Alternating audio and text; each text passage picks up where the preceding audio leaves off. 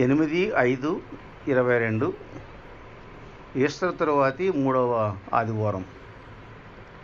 ముందుగా ప్రారంభ ప్రార్థన. ప్రేమమయుడ దయగల తండ్రి, వందనములు స్తోత్రములు నాయన. ఇంత వెనుక మమ్మల్ని సజీవ లెక్కలో ఉంచి మరలా మీ యొక్క బంగారు పాదము చెంత మమ్మల్ని చేర్చి ఈ రీతిగా నిన్ను శుద్ధించుకోవడానికి, గణపరచుకోవడానికి, ఆత్మీయ ఆహారాన్ని మాకు దయచేసినందుకు తెలుస్తున్నాం ప్రభువా. ఇక దినదేవులు మాతోనూ మరి ముఖ్యంగా ఆది నుంచి అంత వరకు మీరే అధ్యక్షస్థానం వహించి మహిమ ఘనత ప్రభావములు మీరే పొందుకునుమని మన ప్రియరక్షకుడైన యేసయ్య ద్వారా అతి మిక్కిలి వినయముగా బ్రతిమాలి వేడుకుంటున్నాము తండ్రి. ఆమేన్.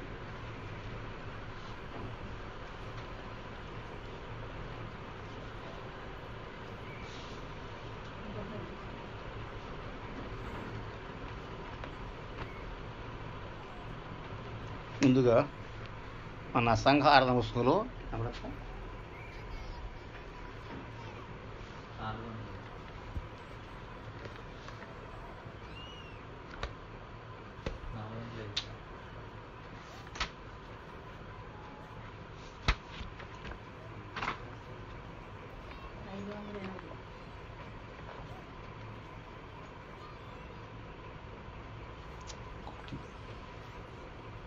దేవుడి నాకు ఆశ్రయము 405వ కీర్తన.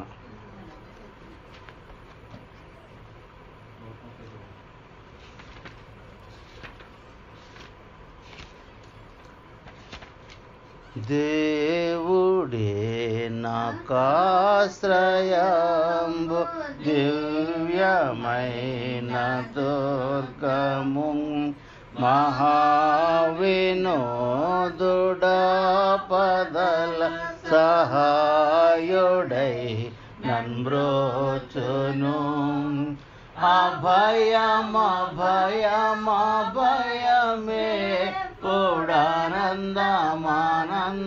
మానందమోగ దేవుడే నాకాశ్రయంబు దివ్యమైన దుర్గము. పర్వతములు కదిలిన నీయోర్వి మారుపడినను సర్వమోన్ ఘోషించుచు నీ సంద్రము పొంగినను. అభయమే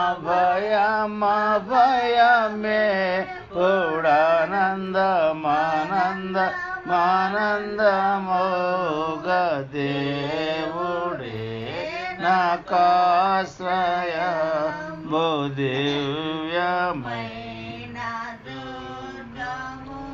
దేవుడెప్పుడు తోడుగా దేశము వర్ధిల్లును.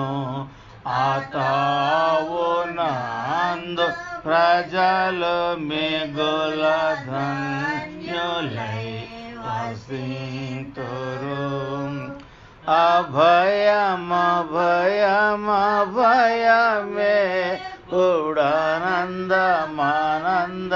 మానందమోగ దేవుడే నాకాశ్రయంబు దివ్యమైన దుర్గము. రాజ్యముల్ కంపించిన భూరాష్ట్రముల్ ఘోషించిన పూజ్యుడవు యెహోవా వైరి భూని సంహరించును. అభయమే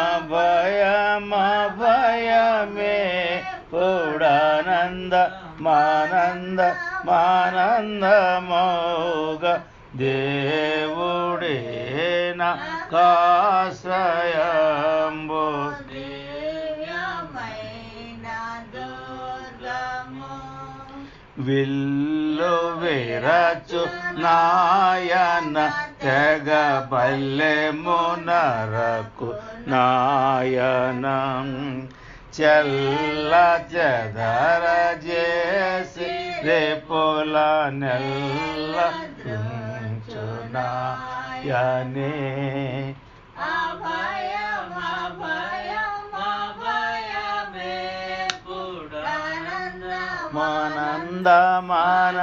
మానందమానందమౌగా దేవుడే నాకాశ్రయంబు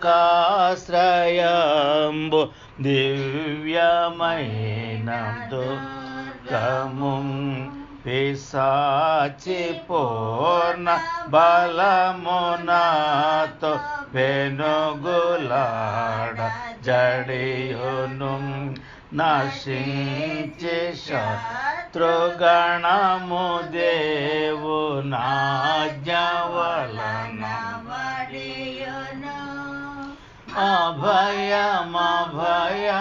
అభయమే కూడానందమానందమౌగా దేవుడే నాకాశ్రయంబు దివ్యమైన దుర్గము కోటయు ఆశ్రయమునై యాకోబు దేవుడుండగా ఏటికింక వెరవలయుని నాకు పండుగ అభయమే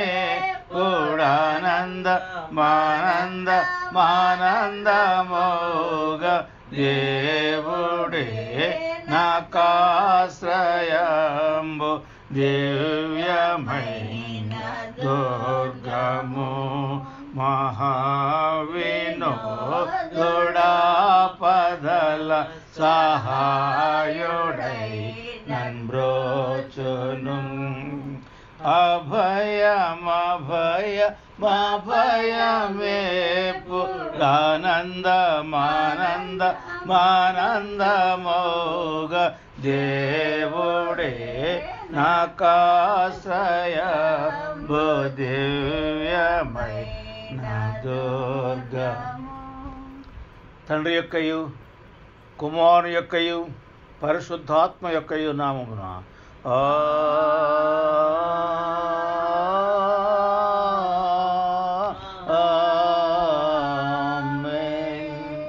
నీ వెలుగును నీ సత్యమును బయలుదేర చేయము. అవి నాకు త్రోవ చూపును. అవి నీ పరిశుద్ధ పర్వతములకును నీ నివాస స్థలములకు నన్ను తోడుకుని వచ్చును. అప్పుడు నేను దేవుని బలిపీఠమునొద్దకు నాకు ఆనంద సంతోషములు కలుగచేయు దేవుని యొద్దకు చేరుదును. దేవా నా దేవా, సితారా వాయించుచు నీకు కృతజ్ఞతాస్తుతులు చెల్లించెదను. ప్రభువునందు ప్రియులారా, యథార్థ హృదయముతో మన తండ్రి అయిన దేవుని సమీపించి ఆయన ఎదుట మన పాపములు ఒప్పుకొని మన ప్రభు అయిన యేసుక్రీస్తు పేరట మనకు క్షమాపణ దయచేయమని వేడుకొందాము. ప్రభువు నామము వలననే మనకు సహాయము కలుగుచున్నది. భూమి ఆకాశములను సృజించినవాడు ఆయనే. ప్రభువు సన్నిధిని నా అతిక్రమములు నేనొప్పుకొందు నను కొంటిని. నీవు నా పాపదోషము పరిహరించియున్నావు. మా సృష్టికర్తవు విమోచకుడునైన సర్వశక్తి గల దేవా, దీనులము పాపులము అగుమేము స్వాభావికముగా పాపులమనయు అపవిత్రమనయు తలంపు వలన మాట వలన క్రియ వలన నీకు విరోధముగా పాపము చేసితిమనయు నీ ఎదుట ఒప్పుకొనుచున్నాము. కావున మేము మా ప్రభు అయిన యేసుక్రీస్తు నిమిత్తమున నీ కృపను వెదకుచు వేడుకొనుచు మితిలేని కనికరము గల నీ యొద్దకు ఆశ్రమణకై వచ్చుచూ ఉన్నాము. మా కొరకు చనిపోవడకై నీ జనరిక కుమారునిచ్చిన మిగిలిన కరుణగల దేవా, మమ్మల్ని కనికరించి ఆయన నిమిత్తమున మా సమస్త పాపములకు క్షమాపణ దయచేయము. మేము నీ కృపచేత నిజం పొందినట్లు నిన్ను గూర్చియు చిత్తమును గూర్చియు సరైన జ్ఞానమును నీ వాక్యము తగిన విధేయతను మాయందు నీ పరిశుద్ధాత్మ వృద్ధి పొందింపుమని మా ప్రభు అయిన యేసుక్రీస్తు ద్వారా వేడుకొనుచున్నాము. ఆమేన్. మన పరలోకపు తండ్రియగు సర్వశక్తి గల దేవుడు మనల్ని కనికరించి మన కొరకు చనిపోవడకై తన ఏకకుమారుని ఇచ్చి ఆయన మూలమున మన పాపములు అన్నింటినీ క్షమించుచూ ఉన్నాడు. ఆయన నామముందు విశ్వాసముంచు వారికి దేవుని కుమారులకు అధికారం ఇచ్చుచు వారికి తన పరిశుద్ధాత్మను అనుగ్రహించును. నమ్మి బాప్తిస్మ పొందినవాడు రక్షింపబడును. ఓ ప్రభు, రక్షణ మా అందరికీ దయచేయము.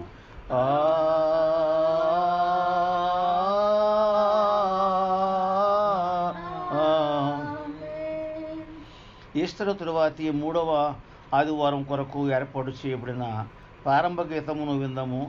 సర్వలోక నివాసులారా, దేవుని గూర్చి సంతోషము గీతము పాడుడి. ఆయన నామ ప్రభావమును కీర్తించుడి. ఆయనకు ప్రభావమును ఆరోపించి ఆయనను స్తోత్రించుడి. నీ కార్యములు ఎంతో భీకరమైనవి. నీ బలాతిశయమును బట్టి నీ శత్రువులు లొంగి నీ ఎద్దుకు వచ్చెదరు అని దేవునితో చెప్పుడి. తండ్రి కేన్ కుమారుని కేన్ పరిశుద్ధాత్మ కోను ఆదియందు ఎప్పుడు ఎల్లప్పుడు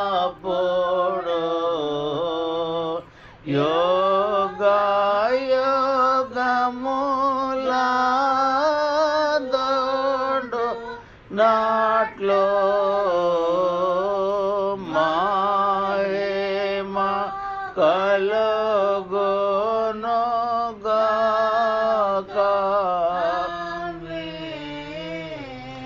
ప్రభువా మమ్మును కనికరింపుము.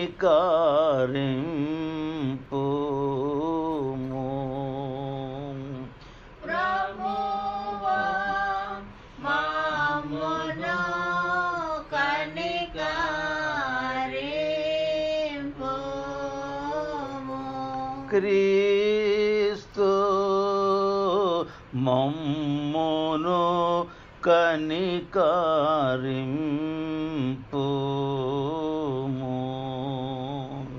క్రీస్తు మమ్మును కనికరింపుము.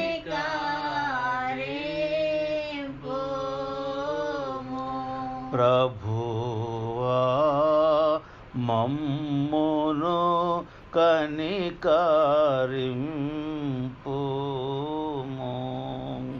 ప్రభువా మమ్మును కనికరింపుము.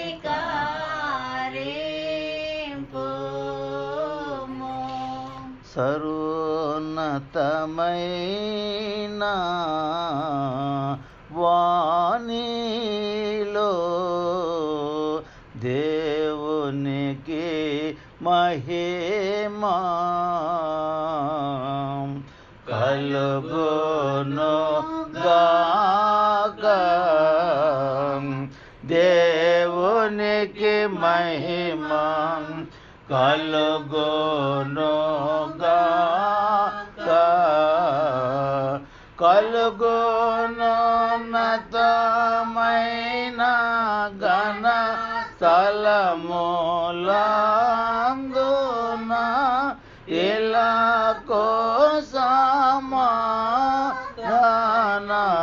నరుల కాయన దయ ప్రభువైన దేవా పరమరాజా సర్వ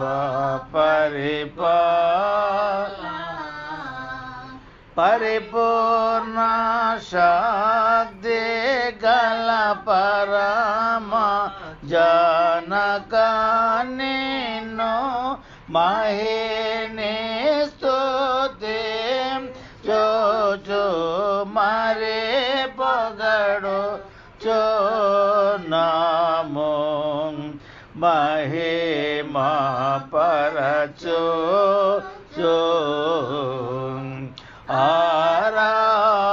ఆరాధించు చున్నాము నిన్ను మహిమాతిశయమును మదితల చేయు నీకు మహిని మాస్తుతి కృతజ్ఞతనిచ్చు చున్నాము ఏకకు యేసు ప్రభువా యెహోవా తనయా లోక పాపము మోయు ఏకదేవుని గొర్రె పిల్ల మమ్మును కనికరించుము చాలగా లోక పాపములు మోసుకపోవు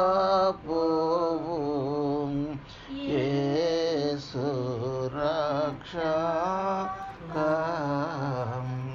వాసిగా జనకుని కుడి వైపున కూర్చుండు యేసు మా ప్రార్థనలించి కానికరించు పరిశుద్ధుడవు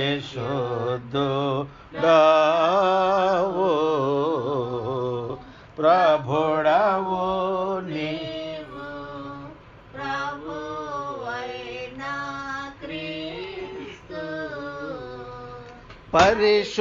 పరిశుద్ధాత్మతో తండ్రి అయిన దేవుని యందు పరిపూర్ణ మహిమతో ప్రభలు చున్నావిప్పుడు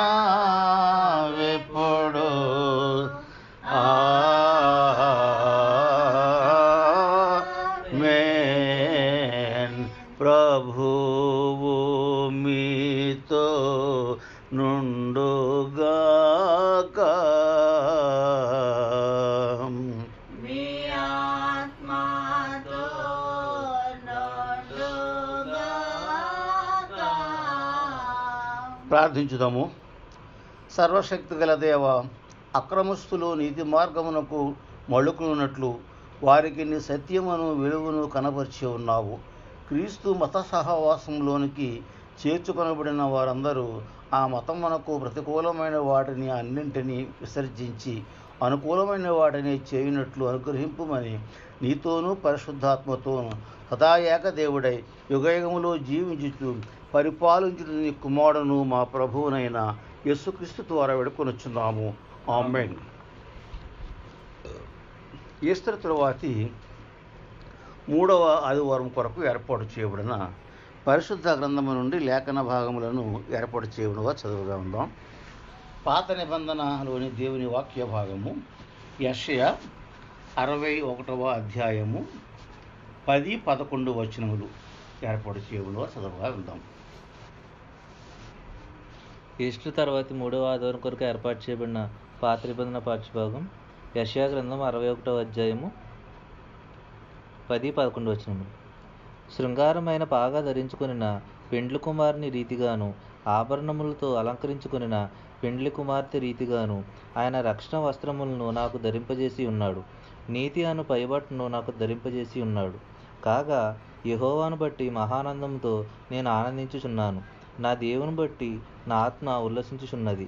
భూమి మొలకను మొలపించినట్లుగాను తోటలో విత్తబడిన వాటిని అది మొలపించినట్లుగాను నిశ్చయముగా సమస్త జనముల ఎదుట ప్రభువుకు యెహోవా నీతిని స్తోత్రమును ఉజ్జీవింపజేయును.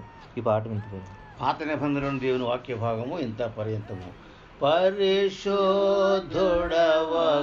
దేవా పావన శాంత సమస్తుడ దేవా పావన మార్య దేవా మమ్మును కనికరింపుము.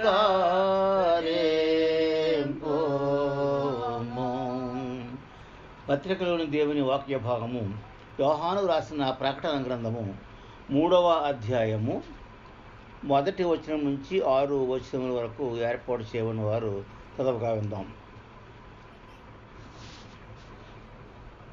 ఈస్టర్ తర్వాత 3వ ఆదివారం కొరకు ఏర్పాటు చేయబడిన పత్రికా పాఠ్యభాగం యోహాను రాసిన ప్రకటన గ్రంథము 3వ అధ్యాయము 1 నుంచి 6 వచనములు.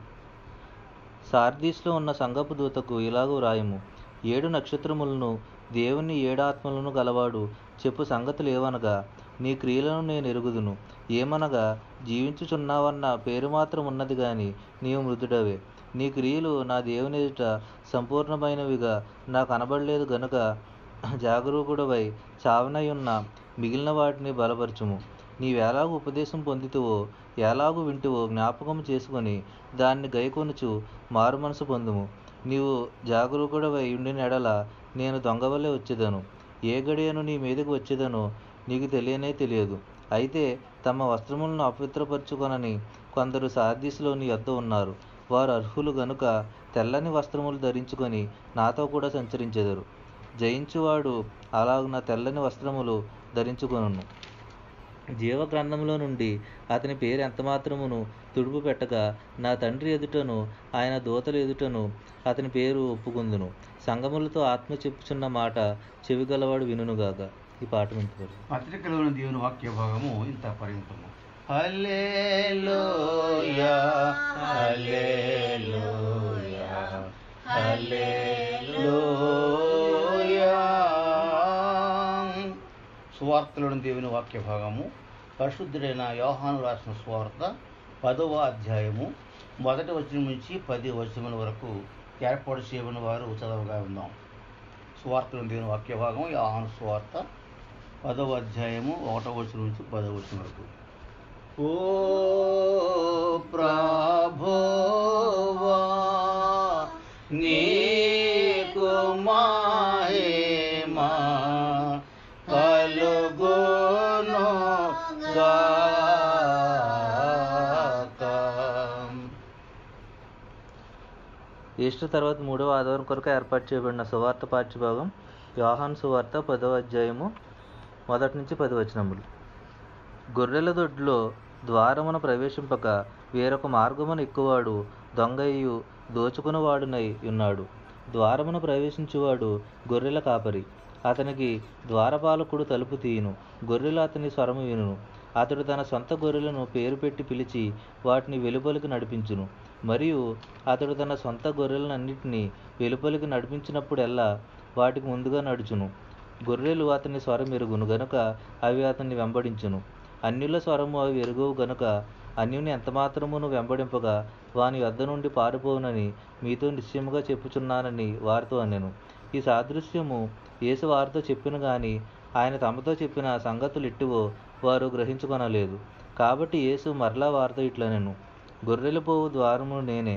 నాకు ముందు వచ్చిన వారందరూ దొంగలను దోచుకుని వారునై ఉన్నారు. గొర్రెలు వారి స్వరము వినలేదు. నేనే ద్వారమును. నా ద్వారా ఎవడైనా లోపల ప్రవేశించిన ఎడల వాడు రక్షింపబడిన వాడై లోపలికి పోవుచు బయటికి వచ్చుచు మేత మేయుచు నుండును. దొంగ దొంగతనమును హత్యను నాశనమును చేయుటకు వచ్చును గాని మరి దేనికిని రాడు. గొర్రెలకు జీవము కలుగుటకును అది సమృద్ధిగా కలుగుటకును నేను వచ్చితినని మీతో నిశ్చయముగా చెప్పుచున్నాను. ఈ పాట వింతబడి సువార్తలోని దేవుని వాక్య భాగము ఇంత పర్యంతం. ఓ క్రీస్తు నీకు స్తోత్రము కలుగును గాక. అందరం కలిసి మన సంఘ విశ్వాస ప్రమాణాన్ని కలిసి ఒప్పుకుందాము. భూమి ఆకాశము సృజించిన సర్వశక్తి గల తండ్రి దేవుని నమ్ముతున్నాను. ఆయన ఏకకుమారుడును మన ప్రభువునైన యేసుక్రీస్తును నమ్ముచున్నాను. గర్భం ధరింపబడి కన్య అయిన మరియకు పుట్టి పొంది పిలాతు అధికారము కింద శ్రమపడి వేయబడి చనిపోయి సమాధి చేయబడిననియు అదృశ్య లోకంలోనికి దిగిననియు చనిపోయిన వారిలో నుండి 3వ దినమున లేచి పరలోకమునకు ఎక్కి సర్వశక్తి గల తండ్రి యొద్ద దేవుని కుడి చేతి వైపున కూర్చుని ఉన్నాడనియు సజీవులకును మృతులకును తీర్పు చేయుటకు అక్కడ నుండి వచ్చి ఉన్నాడని నమ్ముచున్నాను. పరిశుద్ధాత్మ నమ్ముచున్నాను. పరిశుద్ధ క్రైస్తవ సంఘముకు పరిశుద్ధుల సహవాసమును పాపక్షమాపణయు శరీర పునరుత్థానమును నిత్య జీవమును నమ్ముచున్నాను. ఆమేన్. మన సంఘ ఆరాధన పుస్తకంలో 508వ కీర్తన విందు పరమందు పెండ్లి విందు. విందు పరమందు పెండ్లి విందు పరమందు బొందు జనుల డెందములానందమునందు విందు విందు పరమందు పెండ్లి విందు పరమందు సత్యసంధుడైన యేసు సామికి సభకు నిత్య ప్రధానము యెహోవా నిర్ణయించెను. రెండో విందు పరమందు పెండ్లి విందు పరమందు నీతి కనికరముల తోడ నిన్ను ప్రధానము ప్రీతిగా నరించి తినని పిలిచే సత్యము. రెండో విందు పరమందు పెండ్లి విందు పరమందు ఎన్నడు విడనాడను నేనెంత మాత్రము నిన్నెడబాయనను మాట నిజము తత్తము. రెండు విందు పరమందు పెండ్లి విందు పరమందు పరమనగర ద్వారములు తెరువబడినవి గురుతరమణి తోరణమును గోర్పబడినవే. రెండో విందు పరమందు పెండ్లి విందు పరమందు నిత్య జీవ పదార్థములు నిండియున్నవి సత్యమచట మనము చేర సర్వము మనవే. రెండో విందు పరమందు పెండ్లి విందు పరమందు దూతలంత యేసు ప్రభుని ప్రీతి చేయను నూతన సంగీతములను చేతురు వినను. రెండో విందు పరమందు పెండ్లి విందు పరమందు పొందు జనుల డెందములానందమును దో విందు విందు పరమందు పెండ్లి విందు పరమందు. మన తండ్రైన దేవునుండయు ప్రభు అయిన యేసు క్రీస్తునుడయు కృపయు సమాధానము కూడా వచ్చిన ప్రతి ఒక్కరికి కలుగునుగాక. ఆమేన్.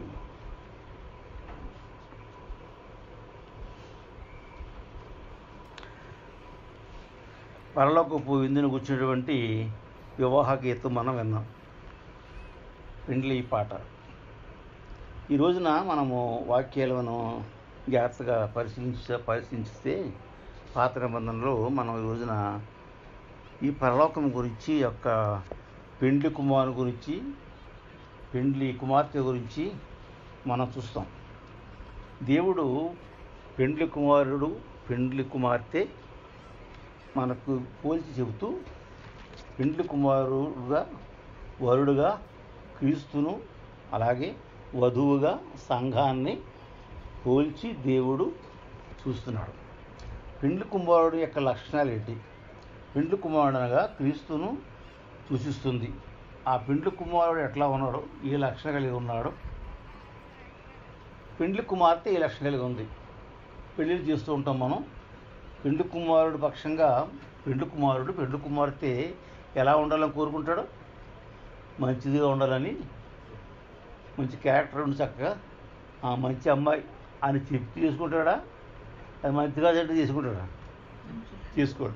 మంచి అమ్మాయి చాలా అమ్మ చాలా మంచిది, చాలా బాగుంది, చక్కగా మంచిది, డబ్బుతో చాలా మంచిది అనుకోండి, దానికి మొగ్గు చూపి తనకంటే మంచిదాన్ని చేసుకుంటానికి వరుడు చూస్తాడు. ఇది ఒక రీత్యా. వధువు కూడా ఏం చేస్తుంది? వధువు కూడా తీసుకుని పోయే ఆ యొక్క వధువు తనకు రాబోయే వరుడు అనగా పెండ్లి కుమారుడు ఎలా ఉండాలని కోరుకుంటుంది? మంచివాడుగా ఉండాలని కోరుకుంటుంది. చెడ్డ లక్షణాలు ఏమీ ఉండకుండా మంచివాడుగా ఉంటే నాకు మంచిది అని తన సహచరుడుగా ఆ యొక్క వరుని ఈ యొక్క వధువు కోరుకుంటుంది లోకరీత్యా. ఇక్కడ దేవుడు పెండ్లి కుమారుడుగా ఆయన ఉన్నాడు. సంఘాన్ని ఆయన ప్రేమిస్తూ ఉన్నాడు. వధువు సంఘమును దేవుడు ప్రేమిస్తూ ఉన్నాడు. ఎలా ప్రేమిస్తున్నాడు? ఒక కన్యకైనటువంటి ఆ పెండ్లి కుమార్తె ఎలాగైతే పెండ్లి కుమారుడితో ప్రేమించబడుతుందో అదే రీతిగా ఈ రోజున దేవుడు సంఘము వధువుగా ఎలా సిద్ధపడి ఉండాలి అని దేవుడు చెప్తున్నాడు. తనతో తీసుకెళ్ళటానికి పెండ్లి కుమారుడు ఎవరు తీసుకెళ్తాడు? మంచి పెండ్లి కుమార్తెగా నిశ్చయించుకున్న ఆమెను తీసుకుని వెళ్తాడు. దేవుడు కూడా ఆయన వచ్చినప్పుడు ఆయనతో వధువు సంఘాన్ని అంటే పెండ్లి కుమార్తెను ఎవరిని తీసుకెళ్తాడు? దేవుని యొక్క మాట విన్నవారిని, దేవుని మార్గంలో అనుసరిస్తున్న వారిని, ఈ మంచివారిని అందరూ కూడా దేవుడు చేశాడంటే ఆ పెండ్లి కుమారుడుగా ఈ వధువు సంఘాన్ని తీసుకొని వెళ్తాడు. అది మనం వివరంగా చూస్తాం. ఈ యొక్క పాత నిబంధనలు మనం చూస్తాం. ఒకసారి యెషయా గ్రంథము 61వ అధ్యాయము తీసినట్లయితే అక్కడ యెషయా ద్వారా మనము ఈ యొక్క విషయాన్ని మనము తేడా తెల్లముగా చూస్తాం. 61వ అధ్యాయము ఇవ్వబడినవి 2 వచనాలు, 10, 11 వచనాలు. శృంగారమైన పాగా ధరించుకొని పెండ్లి కుమారుని రీతిగాను పెండ్లి కుమారుడుగా తయారైనటువంటి పెండ్లి కుమారుని చూపిస్తుంది. శృంగారమైన పాగ. ఈ పెండ్లికి ఏం చేస్తాం? మనకు ఉన్నటువంటి ఎంత ఉన్నవాడైతే తనకు ఉన్న దాంట్లో ఎక్కువ ఖర్చు చేసి పెండ్లి కుమారుని తయారు చేస్తారు. పెండ్లి కుమార్తెను కూడా తయారు చేస్తారు. శృంగారమైన పాగ. అన్నీ కొత్త బట్టలు, అన్నీ కొత్తదనం, అన్నీ పెడతారు. ఇక్కడ శృంగారమైన పాగా ధరించుకున్న పెండ్లి కుమారుని అంటే క్రీస్తుని పెండ్లి కుమారుని రీతిగాను ఆభరణములతో అలంకరించుకున్న పెండ్లి కుమార్తె రీతిగాను. పెండ్లి కుమారుడిపై చెప్పాడు. పెండ్లి కుమార్తెగా ఆభరణములతో అలంకరించుకున్న పెండ్లి కుమార్తె రీతిగాను వీరిద్దరిని పోలుస్తూ ఇక్కడ ఆ 10వ వచనంలో శివార్థంలో ఆయన రక్షణ